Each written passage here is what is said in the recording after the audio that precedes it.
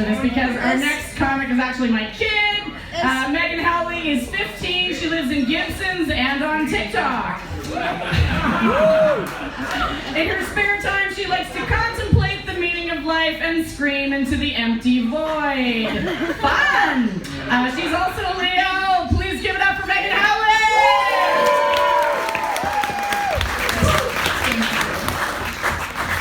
Are we having fun? Yeah!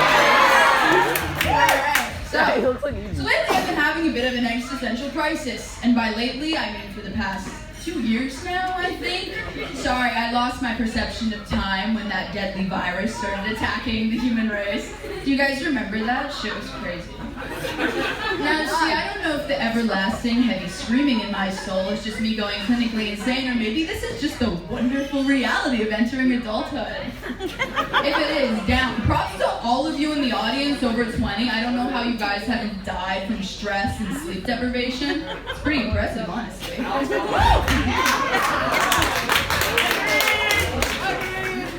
Now, I don't deal with stress very well, and I don't think anybody does, really. I wish people would stop saying, oh, it gets better. Yeah, that's bullshit. The people who say that definitely don't mean it. Like, come on, Linda, what's really in that water bottle you're taking to little Jimmy's Little League games? But really, it gets better, huh? You mean the floods and being baked alive in June and my 10,000 personal issues? They all get better? Great. So one of those personal issues is that I grew up in the Catholic Church. So, did anyone else survive that cult? Just me. Oh, so I always had problems with my Sunday school teachers. They never liked me. So I was always asking questions like, well, is there proof that God's real? How did they get all those animals on the boat? And the boat is the boat. You don't question the boat. And I happen to know that coming back from the dead is physically impossible, so I would like them to explain that. They didn't. I got kicked out of Sunday school. It was also kind of awkward when my dad caught me smoking a blunt made out of Bible pages with my girlfriend. Person's angry. Another issue is I eat like shit, but sometimes I'll eat a carrot or, put a lemon in my water because I'm basically a nutritionist,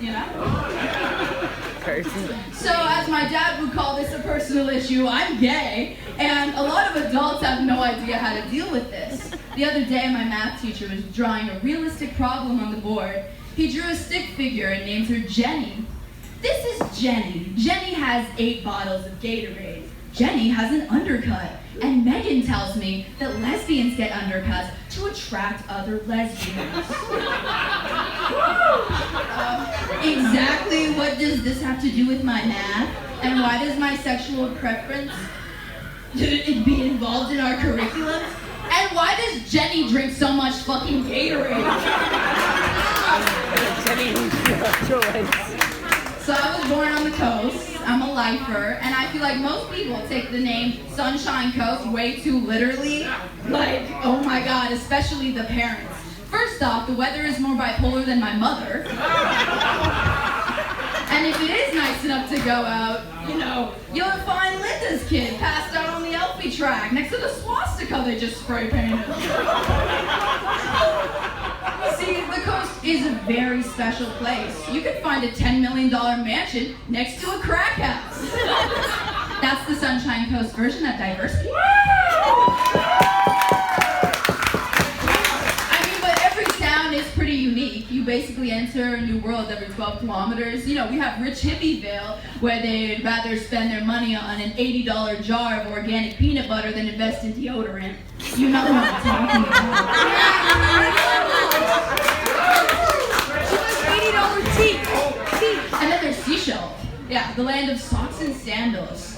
See, I don't have a problem with old people, but can y'all spice it up a bit? God damn, throw up those Crocs. Go to Park Royal. I don't know.